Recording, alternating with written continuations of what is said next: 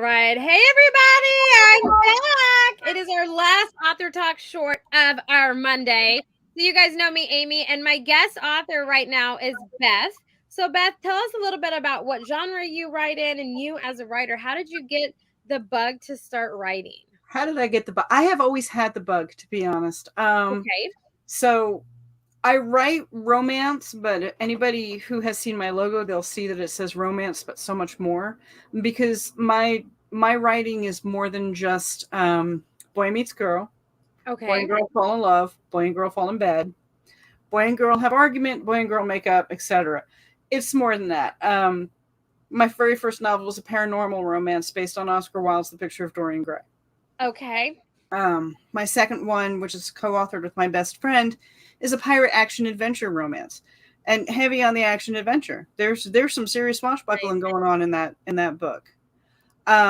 My third romance, that's my contemporary fluff. Every once in a while, I put one of those out. Boy meets girl, boy and girl fall in love ad nauseum. Yeah. And the most recent one I put out is a sci-fi romance. So genre-wise, it's romance, but so much more. Um, I and love like I that. said, I've always had the writing bug. When I was 8 in third grade, we had to do a writing contest. Everybody at school had to submit a book. Mm-hmm. Um, and for third grade, I actually won with the little book that I wrote called Topaz and His Adventure. Oh, wow. Somewhere in this disaster of an office, I have the original manuscript, and maybe one day I will go ahead and put it out as a kid's book. Yeah. But it was published, basically bound and published professionally, and was in my elementary school library until they closed my elementary school down a couple of years ago.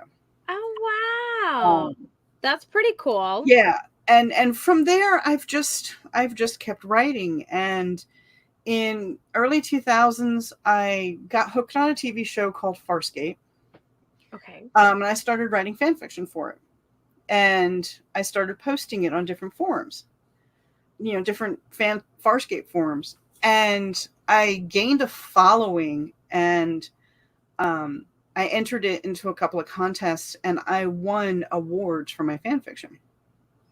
So one of the ladies who followed me sent me the link to a publishing contest, and this was like 2004, 2005, and before could decide if I wanted to enter it, my best friend paid the $25 entry fee and committed me to writing a book for this publishing company. Wow. Okay. So, like I said, I've always been writing, fan fiction of some sort, or actual writing, and I won my publishing contract through this contest, and it's just been a roller coaster ever since. That book came out in 2006. That was Behind the Eyes of Dorian Gray. Um, Miriam and I released The Legend of Captain St. Pierre in 2015 after 9 years of digging in our heels with the publisher. Oh, wow. They wanted us to make changes we were not comfortable making in the book, and Hmm. the changes they were asking for didn't work. Right. Um, and then at December 31st of 2019, the publisher closed. And so Wow. I decided I didn't want to relinquish control, and I went indie. And so I just keep on rolling. Yeah. I'm always writing. I write on my phone. I'm about to invest in a new phone, one of those Galaxy Flips that opens up. Girl, I got the phone. Yes, that phone. That's the Yes. phone. That's the phone. And I was playing with it at T-Mobile, and my daughter's like, "Can you write on that?" And I'm like, "Yeah, it'll take me a little bit to get used to the keyboard, but yeah, I can do." Because Yeah. everybody's like, "Well, what do you do if you get an idea?" I said, "I got my phone." Yeah. And here I am. I used to do it. I used to shoot pool on leagues, and then while I was waiting for my turn to play, I'd sit there. I love that. So I've I always love been writing. Yeah. I love that. So I am gonna go out on a limb here and ask why romance genre? Like I know that they're more than romance, right? They're like action, Mhm. adventure, sci-fi, paranormal, like all aspects of it. But why the romance element? Is that something that you just enjoy reading and so you write about it, or why that avenue? Honestly, I don't know. I Okay. really don't know. I think maybe it's because I'm a romantic at heart. Okay. I love that answer. I think I'm just the romantic at heart. I like to see the happy endings. And, in this world, we don't always get that. So Very true. if one of my readers enjoys the happy ever after and gets some joy out of it, then there you go. Right. Then it was all worth it. So are you a big Hallmark Christmas fan? Do you like the Hallmark Christmas? No, no, Oh my goodness. You don't like knowing at the very beginning what's going to happen? No? Okay. no. Excuse me. I'm choking myself up here. I choked you up with the Hallmark Christmas. I choked you up. Oh my goodness. You know what? I feel the same way about you. I'm not even going to lie though. The Netflix ones have been pretty good. They're, I've watched a couple of them. Yeah. As a writer, they are so predictable. No, they're so predictable. And I think that's why I love them. And the acting is always so girl. bad. Boy Yeah. meets girl meets boy. Exactly. Somewhere there's a dog involved. This has become a running joke with my mother-in-law and I. There's always a dog involved.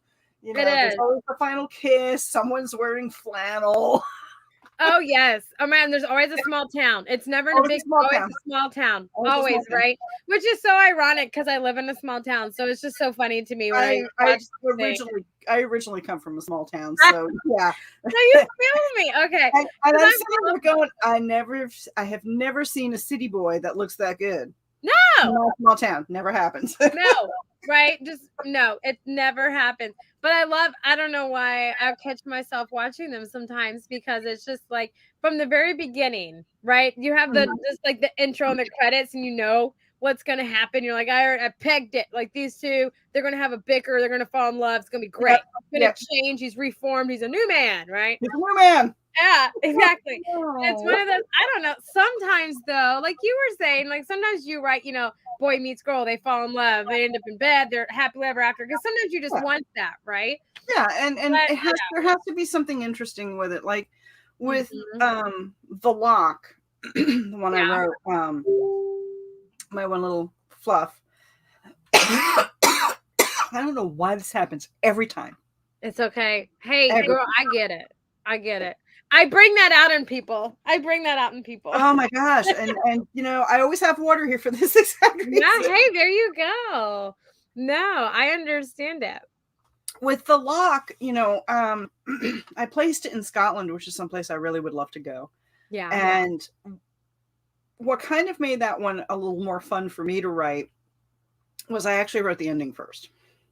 Oh, interesting. I've never heard that. Okay. What came to me first. And all I could see was, my female character on a train listening to Maroon 5's Unkiss Me. Oh, good one. Crying over, leaving her love and he, spoiler alert. Okay. He winds up on the train, he sees her and he starts reciting this poem that they both love. He's a literary professor, she's a photographer. And I actually wound up writing the story backwards. Oh, interesting. But there's still a lot of fun things in it. That was probably as close to a Hallmark movie book as I get. Okay. But probably one of the funnest scenes that I ever wrote was the conversation between Maggie and Crispin about Tolkien. Okay. And he makes her defend her position on why she thinks Gandalf is a bad influence on Thorin Oakenshield. Oh my goodness. I love it. Though. There's humor and playfulness and banter in it, which I live for. But now, I don't know. I am a sucker though for those the paranormal or thriller horror suspense romances, right? So American Horror Story from season 1, that's my thing.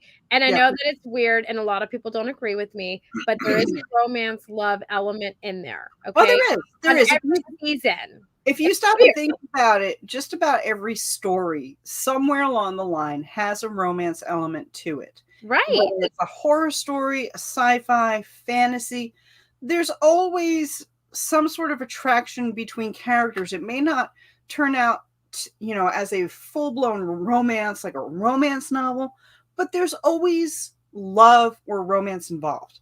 Yes. Always. Even if it's like a backstory or whatever, Mhm. which And I it's not love. necessarily and it's not necessarily romantic love either. It can be that the love of brothers. I mean, off the top of my head, one Yeah. of my favorite fantasy series is the Dragonlance series. Okay. And there's twin brothers in this series, and there's the one brother is hardy and hale, the other brother is weak and sickly, but there's a love between brothers there, even when the weak and sickly one, who's kind of the bad mage, Yeah. even when he's trying to do his evil deeds, he's still watching out for his brother over here. Yeah. So every story, through the years, this is one of the things I've noticed. Mm-hmm. And so I think that's why when I do write a romance, I try to infuse it with way more than just that romantic element. Yeah. See, and I love that. Like Hocus Pocus is a love story Mhm. between siblings. Yeah, exactly. It truly is as entertaining as it is, right? It really is. So I love that. And I love that, it's romance, but so much more is how, Yeah. you label it and you dabble in all these things. So I know that you dabble in like paranormal, Yep. sci-fi, action thriller, and then your regular puppies and rainbows romance. Yep. Which one for you is the most fun to write? Like if you only were going to pick one specific subgenre of romance, what would be the one that you're just like, this one, no brainer, yes? Well, you know what? A few years ago, I would not have picked this one, but it would have to be the sci-fi romance. Ooh, okay. Hmm. Interesting. Um, Okay. and and I love sci-fi. I always have. And Beyond the Steps of Stone, I wrote back in 2003. Okay. It was the only manuscript my father ever read before he passed away. Mm, And this was his book. He loved every detail of the book. nice. For me, though, when I went back and read it after he passed away, I said, no, I said, this is not right. This still isn't right. Mm-hmm. The dialogue was immature. Um, I wasn't happy with the two romances that were in the book. There were things I wanted to change. There were things I wanted to make darker because it's a post-apocalyptic sci-fi romance. Okay. Um, Last year, on the 15th anniversary of my father's death, I released the book after going through and completely rewriting it. I changed characters. Oh, wow. Some went from female to male. Um, some completely disappeared. Um, I changed everything in the book until I was satisfied with it. And my brother and sister had read the original manuscript, and when they read what I released, they were like, "Oh yeah, yeah, this is it." They're like, "This is your niche right here." Oh, I love that. A couple of years ago, I would have said the historical romance, but Right. I, Saint Pierre, Miriam and I planned as a trilogy. We have the second book partially done, Okay. but I've got the characters from Beyond the Steps of Stone. They won't shut up. And I'm like, all right, so the Mm, next book I'm going to work on is the sequel to it, which I hadn't planned on doing anytime soon. right. And I think it's because I was so satisfied with how that book came out. I entered it in a contest. Totally forgot that I entered it until I received an email telling me I had taken first place for romance sci-fi and second place for sci-fi alien and alien invasion. Wow. Congratulations. Thank you. That's amazing. Yeah. So I have found my niche. And Yeah. when I write sci-fi romance, I don't write all that, the technical gobbledygook, that we Yeah. get from Star Trek and Star Wars. We have that already. I Mhm. focus on the characters, I focus on the plot. Nobody Nice. cares about the technical gobbledygook. I love that. Well, you decided to join me and my crazy self for the 12 days of It paper, did. Yes. which is going to be such a fun time. So you're Oh, doing yeah. it on December 4th at Yep. 7 p.m. Central Time. And without telling us what your special promotions are, can you give us some hints and a little bit of direction as to what we can expect to hear from you on the 4th? Oh, probably an interview with a character at least. I love Um, get to learn about the male love interest a bit. Yeah. He's fun. Ooh, He's I fun. love it. I love an interesting male lead. Mhm. I Mhm. love it. Always alluring, keeping me, engaged, which Mhm. I love for sure. But And I have some prizes to give away, yeah, a couple of things like that. I Other than that, I haven't really planned it out completely yet, but okay. it will be awesome. You have time. You have I till December have 4th, time. I girlfriend. You do. have Yeah. time.